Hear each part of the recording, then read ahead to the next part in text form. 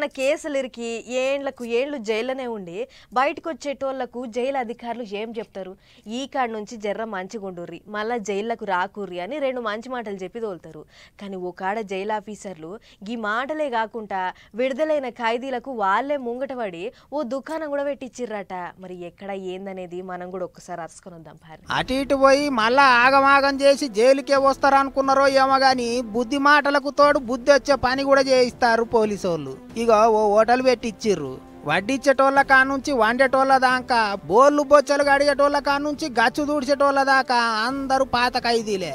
అంటే ఇది పనోళ్లను పెట్టి నడిపిస్తున్న హోటల్ కాదు, పనోళ్లను తయారు చేయాలని నడిపిస్తున్న హోటల్ అన్నట్టు.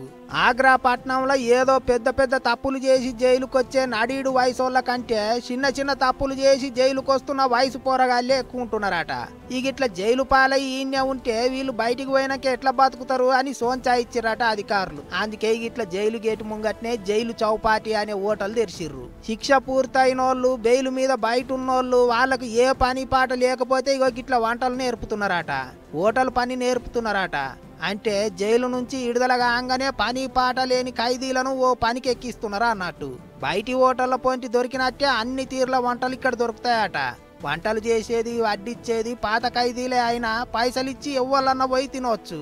గొప్ప ముచ్చటేంటిదంటే హోటళ్ల పని చేస్తున్న పాత ఖైదీలు వచ్చిన పైసలతోని ఇంటిల్లి పాదిని పాయిరంగా చూసుకుంటున్నారట.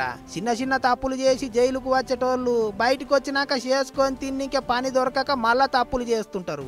అగో అట్లా కావద్దనే పోలీసు వాళ్ళు ఉపాధి చూపిస్తున్నారు. మంచి ఇగురం చేసిరు కదా, అన్ని దిక్కుల గిట్లనే ఓ పని చూపిస్తే మళ్ళా తప్పులు చేసి జైలుకు పోయేటోళ్ళు తక్కువ అవుతారు అనుకుంటారు ఈ ముచ్చట చూసిన పబ్లిక్.